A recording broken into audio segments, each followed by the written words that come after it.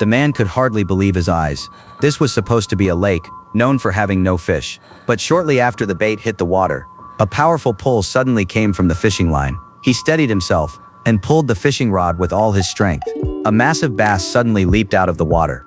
After a fierce struggle, he finally subdued the giant creature and dragged it onto the shore. But the appearance of this fish was simply too strange. He raised his hand and picked up an axe, ready to finish it off. But seeing the fish full of life, his kindness made him unable to do it. In the end, he carefully removed the hook. Then he released the bass back into the lake. Noah was a soldier.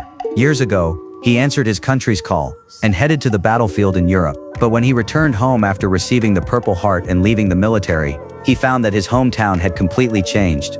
Not only did none of his family come to welcome him, even the old family house had become someone else's home. This was my home before the war. We're farming this land now. I understand. Sorry for the interruption. Noah calmly accepted everything and turned away. Eventually, he found his father's old friend. Only then did he learn about the tragedy that happened to his family. We heard you were awarded a Purple Heart. Your mama and daddy would have been real proud. But for Noah, this long-awaited honor could never be shared with his loved ones. The life and death experiences on the battlefield taught him to suppress his emotions. No matter how great the turmoil was, it seemed unable to shake his numb heart.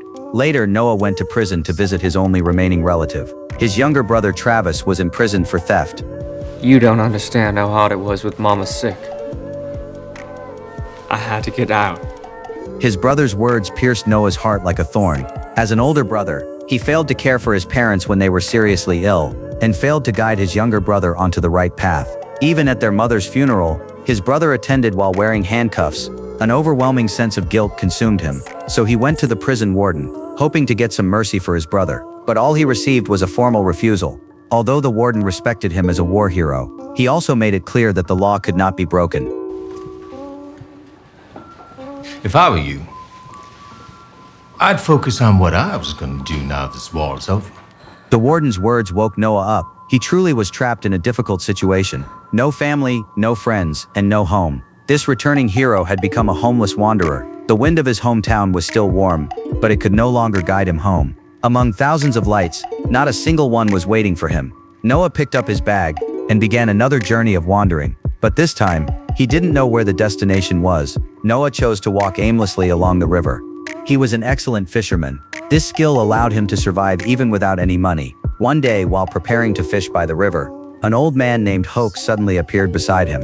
The old man was experienced and wise. He immediately recognized that Noah had been on the battlefield. He didn't ask about Noah's past. Instead, he kindly told Noah that the bend in the river nearby was a perfect fishing spot and invited him to go fishing together. The old man said, although Noah looked worn out and alone, there were actually a man and a woman always following beside him, and their descriptions matched Noah's deceased parents exactly. Noah thought the old man was joking and didn't take it seriously. Hoke then explained that 5 years ago, he accidentally gained the ability to see spirits. He could see things ordinary people couldn't.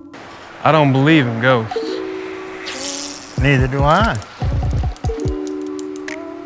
Only angels. Hoke knew Noah had never been able to let go of his lost family and comrades. He carried too much sorrow, but he had already done the best he could.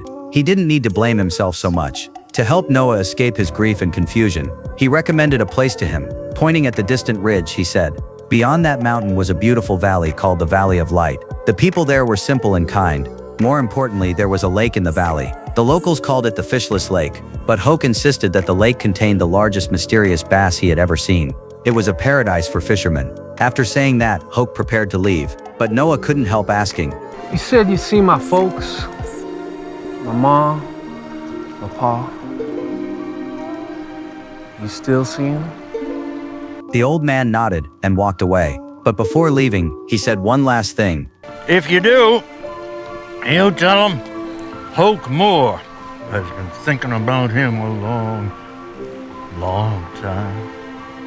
The old man's words stirred something in Noah's heart, so with a doubtful yet curious attitude, he followed Hoke's directions and arrived at the Valley of Light. The sight before him amazed him. A peaceful valley and a crystal-clear lake. It looked like a paradise hidden from the world. Then he walked to the lakeside and instinctively reached his hand into the water. At that moment, a huge bass suddenly leaped out of the water. After drawing a beautiful arc in the air, it sank back into the water. Old Hokemore told me about you. I'll see you later.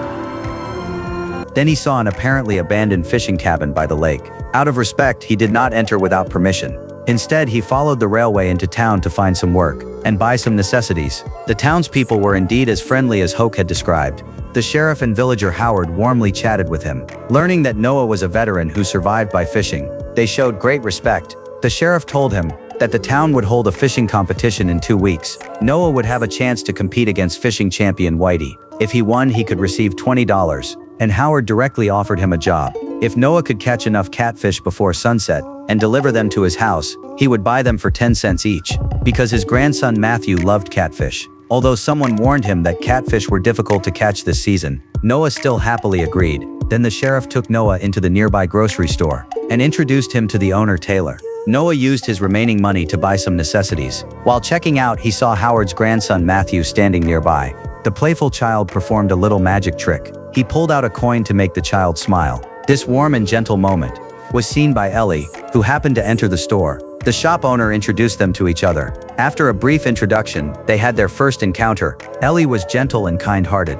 When she walked past Noah, the frozen heart of Noah unexpectedly felt a hint of warmth. Before sunset, Noah arrived carrying a bundle of catfish. He delivered them to Howard on time. Howard was amazed by his fishing skills and paid him as promised. He also warmly invited him to visit the village church on Sunday. Everyone in the village welcomed this traveler from afar. However, when night fell, the nightmares of war returned. By the campfire, images of the battlefield kept appearing before Noah's eyes. The sound of gunfire and his comrades' cries kept echoing in his ears. He spent the entire night in a daze, unable to tell whether he was still on the battlefield or back in peaceful life.